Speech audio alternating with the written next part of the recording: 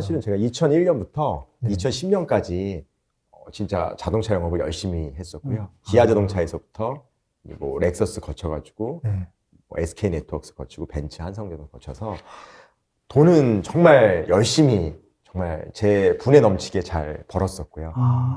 그리고 지금 이제 와이프가 핸드폰 2개씩 차고 비서 두고 너무 바쁘게 사니까 사람답게 살자, 재밌게 여행도 하고 좀 살자. 그래서 결혼하고 사실은 죄송한 얘기지만 거의 한 달 있다가 사표를 딱 내고 강남에 이제 렌트카 사업을 해서 내가 대표가 되면 좀 더 좋은 아빠, 좋은 남편이 되지 않을까. 그치. 이렇게 생각했습니다. 맞아. 근데 순탄대로인데 어떻게 뭐 안 좋은 일이 생겨요? 렌트카 업계 윤종신이라고 제 별명이 직접의 윤종신인데 렌트카 업계도 잘 됐어요. 이게 너무 또 바빠졌어요. 재밌는 건 그냥 평균적으로 할 줄 알았는데 자동차 쪽에 10년을 있었으니까 수많은 형, 동생, 지인들이 다 자동차 업계에 있고 서비스 센터, 공장 이쪽에 있는 분들만 10년 동안 친해졌기 때문에 또 렌트카 쪽도 많은 지원 사격을 받고 연예인 친구들뿐만 아니라 이런 분들이 많이 도와주셔가지고 잘 됐습니다. 너무. 근데 이제 그거를 누가 또 제안했어요. 이렇게 바쁘고 힘드니까 공동대표처럼 해서 한 달씩 맡아서 하는 것처럼 놀러도 다니고 넌 좋은 아빠, 좋은 남편 될 수 있다. 이렇게 바빠지면 옛날이나 지금이나 똑같다. 이 말에 그냥 훅 갔습니다. 아주 좋은 생각이다. 한 달씩 놀러도 다니고 아이들하고 매일 축구도 하고 학교도 매일 데려다주고 정말 슈퍼맨이 돌아왔다 아빠처럼 그거는 이제 1박 2일로 촬영하는 거지만 저는 매일 그렇게 할 수 있겠다 싶어가지고 했는데 중요한 거는 이 돈 때문에 저 뺀 나머지 직원들이 싹 그쪽에 붙었죠. 그래서 이게 진짜 은행권 다니면서 뭐 분당 상호신용금고에 뭐 5억, 신한은행에 3억 이렇게 수십억을 싹 땡긴 다음에 그냥 감옥 가버렸습니다. 동부구치소에. 근데 중요한 거는 그 친구는 감옥을 갔잖아요. 저는 감옥을 안 갔잖아요. 근데 모든 사람의 시선 이거는 다 저한테 쏠려 있고 분명히 돈 빼돌렸고 준영 대표는 감옥 안 갔으니까 준영 대표 돈 어디 있냐. 진짜 억울합니다. 저 이런 데 없습니다. 그래서 보여드릴 수는 없잖아요. 당연히 그 좋은 집, 차, 뭐 재산 모든 게 정말 신기루처럼 싹 다 날아갔습니다. 그리고 차도 이제 압류당해서 캐피탈이나 이런 데서 차도 다 뺏어가는 거죠. 손님한테 나간 상태라. 근데 그리고 이거를 알기 전까지는 시간이 꽤 걸려요. 왜냐하면은 바로 뺏어가는 게 아니라 어느 정도 기간을 두고 한 6, 7개월 지나면 그때부터 이제 다 뺏어가는 거니까 당장 먹고 살아야 되는데 이게 방법이 없으니까 저도 또 아이들 둘이 있으니까 당장 살려고 한 게 이제 대리운전하고 발레 타고 오늘이라면 그 다음날 오전 10시에 입금해줬습니다. 매일. 그게 이제 사업 실패한 다음에 했던 일들이군요. 네, 맞습니다. 근데 사실은 혼자면은 사실은 어떻게 될지 모르겠는데 당장 또 굴러가야 되고 또 생계를 유지해야 되니까 진짜 절실하게 돈이 필요했었어요. 근데 당장 신용도 망가지고 어디고 취직할 수 없는 상태에서 도와주십시오 해도 도움을 받을 수 있는 일이 없어서 그냥 오늘 일하고 당장 내일 돈 받을 수 있는 거. 그런 것만 하셨구나. 이게 제일 빠른 게 발레 타고 대리운전이었습니다. 그러면 이게 지금 사업이 어려워진 게 동업부터 시작된 거네요? 네, 맞습니다. 사람 때문에 성공했는데 사람 때문에 망하게. 그러니까는 딱 근데 이게 그러다가 영업으로 이제는 전환하셨고 카준영님 되신 거잖아요. 네네. 어떻게 이게 전환되게 된 결심은 이유가 있을까요? 계기라든가. 사실대로 말하면 대리운전하고 발레 타면서 자존감이 너무 낮아졌었어요. 어디서 갔냐 하면은 기억나요. 삼성동에서 1차를 하고 이제 와이프를 먼저 2차 장소 옮기니까 데려다 주라고 해서 그 카니발이었는데 그 여성분 태우고 화성 쪽으로 갔었어야 되는데 저도 그때가 한 1년 6개월 정도 지났을 때였어요. 내성이 생겨서 그 레시피 캔커피 같은 거를 수시로 마시는데도 잠이 안 깼어요. 아저씨 빠지시라고요 그랬는데 그게 한 5초 정도 멍했어요. 근데 분명히 아픔 보고 이 소리도 안 들리고 모르겠어요. 그랬는데 지나가는데 식은땀이 난 거죠.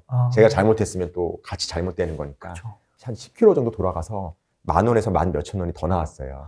근데 그분이 기억이 나요. 꼴랑 10,000원 더 벌려고 일부러 돌아가셨죠. 그래서 대리운전 하시는 거라 그래서 제가 얘기했어요. 이 돈 12,000원 더 나온 거 안 받겠습니다. 드리고 죄송합니다. 진짜 그렇게 하지 않았는데 죄송합니다 했는데 그거 돈을 던지셨어요. 근데 영화에서 보면은 안 줍잖아요. 근데 주서요. 왜냐하면은 그게 생계가 있기 때문에 10,000원짜리 100원짜리 하나가 되게 소중했었어요. 그래서 뭐 주워서 가고 그냥 그런 거는 다반사였어요. 정말 다반사인데 제일 이제 힘들었던 거는 기억나. 용인시 포곡면 콜을 강남역에서 잡은 거예요. 네. 근데 7만 원인가 7만 원 몇천 원짜리 콜이 너무 행복한 거예요. 와, 이렇게 비싼 콜이 낚기가 어려운데. 근데 용인시 포곡면 그러면 에버랜드 쪽이겠지 했는데 에버랜드 지나서 산속으로 들어가더라고요.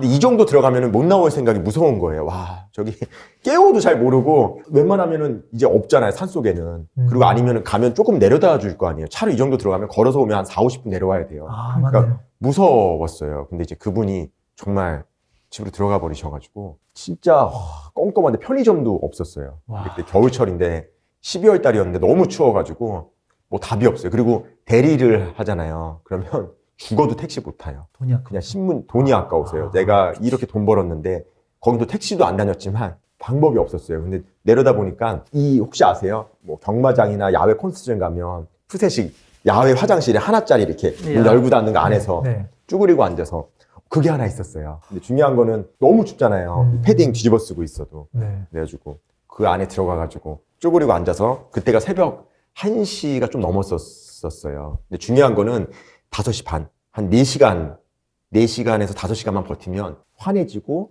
어쨌든 뛰어도 갈 수 있고 첫차 다닐 때까지 버티자 해서 근데 그 바람 막는 그 한 평짜리 쭈그리고 있는 공간도 행복했었어요. 근데 무서운 거는 한 4, 50분 이렇게 쭈그리고 다리는 아프죠. 이렇게 눈 감고 있는데 그것도 누가 두들겨요. 남자분인데 네. 나오라고 하는데 어떤 느낌이냐면 그분도 대리기사님이었을 거예요 아마. 왜냐하면 아. 새벽 2시에 두들기는 분이 누가 있어요. 그 아무도 없는 아예 화장실에 정말 그 추워 와. 죽겠는데. 근데 네. 그거 뺏기면 제가 밖에서 자야 되잖아요. 기도했죠. 아무 말 대답 안 하고 문 안 열고 버텼어요. 으아 그냥 소리 지르면서 귀 막고 버텼는데 이제 무서운 게 있죠. 그 사람이 쓰러뜨리면 아, 그치. 그게 똥바가지 쓰러지지. 쓰러지는 거잖아요. 그래서 기도했어. 제발 쓰러뜨리지만 말고 가라 그냥. 와. 근데 그분도 한 3, 40분 추웠나 봐요. 미안한데.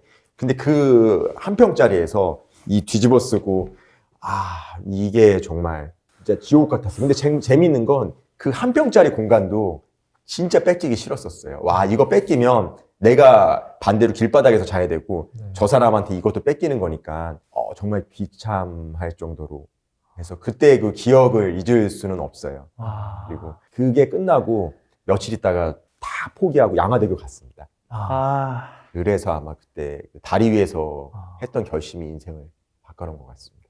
네. 아니 근데 그렇게 양화대교에서 네. 어떤 메시지가 들린 거예요? 양화대교를 잊을 수가 없는 게 13번하고 15번 중간이었어요. 그 번호도 너무 선명하고요. 파노라마처럼. 번호까지 앞에 63 페이딩이 보였고 이쪽에 KB 마크가 노란색으로 되게 크게 보였었어요. 그게 각인처럼 안 잊어버려요. 그리고 재밌는 건 강물도 슬퍼 보여요.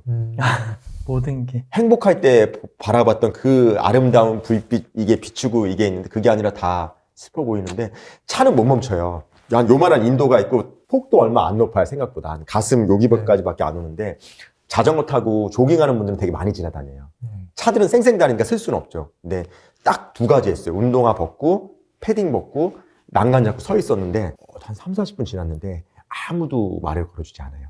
영화에서는 저 사람이 장난으로 벗진 않았을 거예요. 추웠거든요, 사실은. 오들오들 떨면서 이 난간도 사실 차가웠었어요. 있었는데 아무도 관심을 안 가져주는데 느꼈어요. 억울하고 분하다. 그리고 세상은 영화랑 드라마랑 다르구나. 그리고 누구라도 말 걸어서 하면 펑펑 울고 싶었거든요. 이 하소연할 데가 없어서. 그것도 아무도 말 걸어주고 하는 것도 없겠지만 느꼈어요. 나는 관종이구나. 여기까지 죽으러 와서도 남들이 나 안 알아봐 주는 거 걱정하고 있고 물속 보는데 이거 계산하고 있어요. 혹시라도 내가 마음 바뀌면 여기서부터 여기까지 거리 계산해서 내가 저거를 저 자유형으로 가야 되나 배형으로 가야 되나 이거 계산하고 있고 혹시 뛰어내렸다가 저기까지 헤엄쳐서 가서 유명해지진 않을까? 자살하려고 뛰어내렸다 마음 바꿔먹어가지고 근데 막 현실이. 그런 거 계산하고 있고 근데 이제 결정적인 거 하나 떠올랐어요. 네. 다 잊어버리는데 강물에서 이제 딱 떠오르는 게 이제 와이프랑 애들 모습이 스쳐가잖아요. 근데 어차피 내가 잘못되면 안 봐도 비디오처럼 당연히 모든 빚이나 모든 책임 이런 거는 다 저희 그쪽으로. 가족한테 갈 거예요. 그러니까 나만 잘못되는 게 아니니까 이 생각이 들었어요. 그래 그러면 뭘 하든 열심히 해서 1년 동안 빚이라도 최대한 없애고 죽자. 분해서 못 죽겠다. 그래가지고 걸어갔어요. 1시간 정도 걸어가가지고 그땐 코로나가 없을 때라 그날은 도저히 대리를 못 뛸 것 같았어요. 그래서 찜질방 가가지고 수건 뒤집어 쓰고 펑펑 울었어요. 근데 다짐한 게 하나 있어요. 나의 첫 번째 인생은 오늘 끝났다. 내일부터는 지금 대리하고 발렛을 하지만 어떤 일이 주어지건 간에 더 이제 미친놈처럼 죽기 살기를 해야 되겠다. 두 번째 인생은 어차피 보너스니까 해보겠다 하고 그 다음 날부터는 이제 점심시간에 밥을 안 먹고요. 이력서 써놓은 걸 가지고 모든 자동차 매장에 다 찾아다녔어요. BMW, 벤츠, 아우디, 포드, 심지어 뭐 제규어 랜드로버 한 번만 취직시켜주죠. 다시 한 번만. 옛날에 잘했지만 많이 쉬었습니다. 하지만 다시 자신 있습니다. 직급도 필요 없고 제일 낮은 직급도 상관없으니까 해주십시오. 근데 모든 지점장이나 팀장들이 물어봐요. 지금 뭐 하세요? 그러면은 낮에는 발렛 10시간씩 하고 밤에는 이제 뭐 카카오 대리나 로지 써서 대리운전 합니다. 자녀는 2명 있고요. 빚은 어느 정도 있습니다. 야, 실장님 아저씨가 주차 실장이니까요. 하던 거 하세요. 40살 넘어서 그렇게 빚 있고 투자 있고 늦으셨다고. 여기 팀장급들이 다 30대 이제는 중반이면 다 팀장인데 불편해하고 40살 넘으니까. 그리고 과거에 잘했다고 다시 돌아와서 잘한다는 것도 없고 이미 그러니까 주변에서 그 얘기가 돌았어요. 이제 끝났다. 그리고 제가 같이 있었던 잘하는 분들한테 부탁해도 아무도 불편해했어요. 예전에 잘했는데 다시 지금 돌아와서 내 밑에서 이렇게 하는 것도 보기도 싫고 이제 확률도 이제 낮다. 다 포기했었어요. 그래서 끝났구나. 근데 제가 BMW 전시장에서 발렛을 몇 년을 했잖아요. 그 상담하는 거 이런 거 보고 물론 저는 무전기로 와요. 차 빼세요. 그러면 차 빼고 손님 키 드리고 인사하고 이렇게 주차를 하잖아요. 티켓 드리고 우산 씌워드리고 그 상담하는 거 보면서 얘기했어요. 나도 저런 시절이 있었는데 한 번만 넥타이 매고 양복 매고 상담할 수 있으면 무조건 다 진짜 절실히 계약할 텐데 그 기회가 안 왔어요. 몇 년을 안 오다가 유일하게 한 군데서 전화가 왔네요. 그게 찌프였어요. 열심히 대리에 운전하고 발렛 타는데 기회를 줄 테니까 영업 한번 해보지 않겠냐고. 그래서 사실대로 말하면 렌트카일 때 미국 차는 쳐다도 안 봤어요.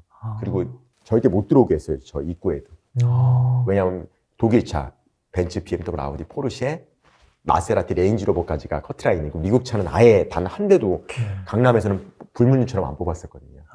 품질도 떨어지고 단차도 있고 해가지고 안 했었는데 찌프에 입사하고 세상에서 제일 좋은 차가 찌프가 됐습니다.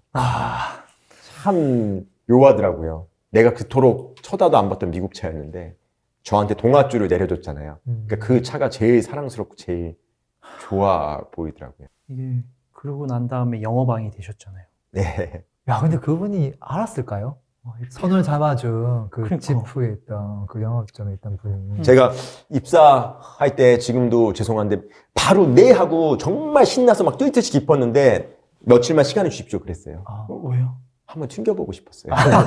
그래서 관정 맞으시네요. 네, 와이프한테 얘기하고 펄쩍펄쩍 뛰었죠. 여보 마지막 동아줄이 내려왔다고. 이거 놓치면 나는 2번 다시 영업할 기회 없을 수도 있는데 어쨌든 왔다. 그리고 이제 딱 처음에 미팅할 때 그 지점장님한테 그 얘기를 했어요.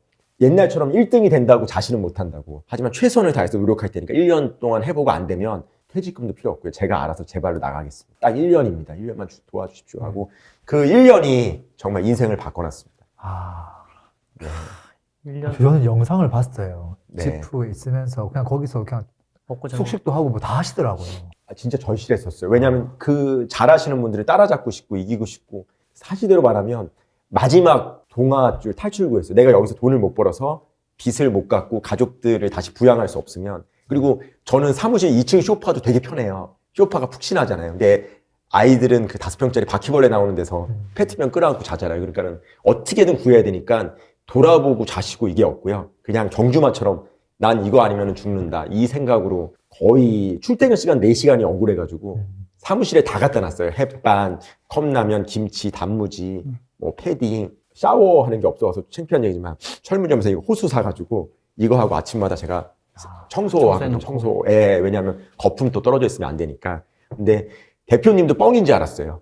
뭐가 뻥이냐? 대표님 저 여기서 먹고 자고 해도 되겠습니까? 네 마음대로 해라. 여기는 뭐 10년 동안 그런 사람 없다. 근데 진짜 먹고 자고 했고요. 고마운 거는 여름에도 글라디에이터에 루프탑 텐트를 설치해줬어요.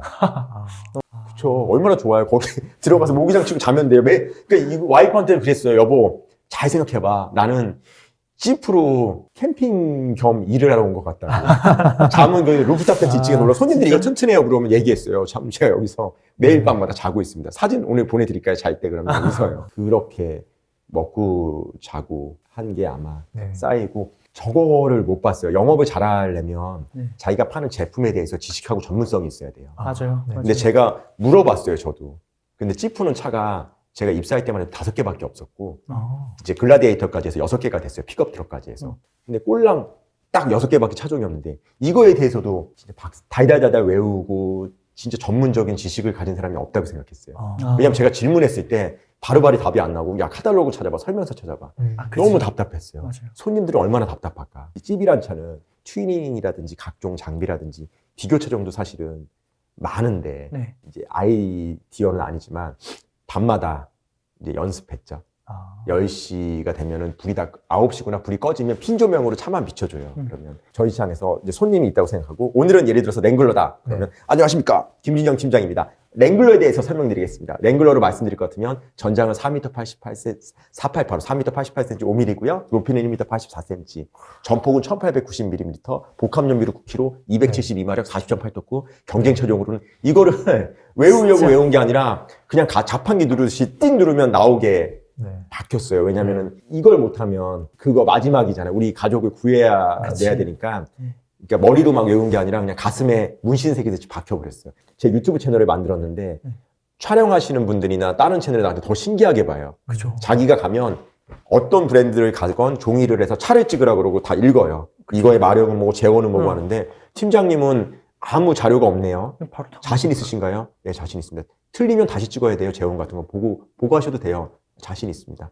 오히려 그게 저 친구는 진짜다. 그래서 컨셉도 차에 진심인 남자라고 하고 제 차 비교 설명할 때 들으시면 차 2대 앞에 저 서 있고 원샷으로 제 얼굴을 찍으라 그래요.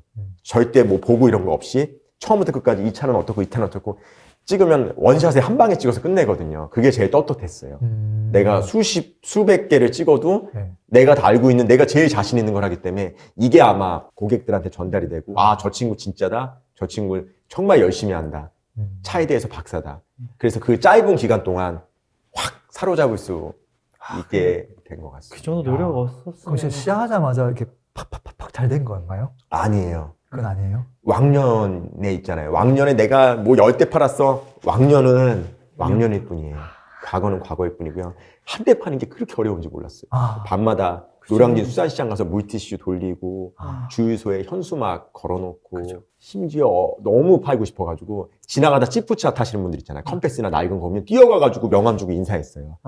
근데 그런 것들이 효과가 있나요? 사실대로 말하면 현수막은 그 12군데 주유소에 다 걸어놨거든요. 네. 1년에 2대밖에 안 나왔어요. 그러니까 제가 노력에 대해서 넣는데 근데 저게 있어요. 지나갈 때마다 뿌듯해요. 내 현수막이 쫙 걸려있구나. 내가 더 노력해야 되겠구나. 사실은 코로나가 저한테는 그 하늘이 주신 기회가 됐습니다. C4 판매량이 너무 많이 줄었어요. 코로나가 터지고 모든 자동차 매출이 확 줄었는데 회사에서 풀어줬습니다. 원래는 안 됐어요. 유튜브건 카페건 블로그건 할 수 있는 모든 걸 동원해서 다시 판매를 일으켜라. 회사에서 풀어준 거예요. 그래서 도전했죠. 채널에도 출연하고. 근데 유튜브는 하늘이 주신 기회가 왜냐하면 제가 예전에 연극을 하고 카메라를 너무 좋아했지 않습니까? 그쵸. 그래서 아마 유튜브에서 이거를 하나의 또 필살기는 아니지만 장기처럼 사회에서 하면 되지 않을까 해서 그거 타이밍도 너무 좋았어요. 좋았네요. 거기 딱 찍고 안 믿으시고 그래서 3개월 동안 100대 이상 계약을 했습니다. 와. 유튜브 촬영한 다음 달부터 100대 이상에서 그 3개월 동안 75대 출고했어요. 바로 유튜브 찍은 다음 달이 그리고 매일 새벽부터 거의 10시, 11시까지는 전화가 끊이지 않아서 가뜩이나 차에 대해서도 잘하는데 하루에 5, 60명하고 통화를 하고 차에 대해서 설명하고 반복을 하니까 더 많이 되고 고객들하고 더 많이 돼서 그래서 제일 많이 하루에 계약한 거는 8대고요. 제일 많이 하루 당일날 출고는 5대고 그렇게 아마 제 기록으로 되어 있습니다. 정말 절실하고 간절했었어요. 그래서 점심을 먹어본 기억이 없어요. 재밌는 건 짜장면을 시키든 뭘 하면 꼭 손님이 와요. 그래서 햇반이나 컵라면도 너무 아까운데 진짜 배고프면 삼각김밥 있잖아요. 빨리 먹을 수 있고 버리기도 쉬워서 삼각김밥 아니면 거의 굶었던 것 같아요.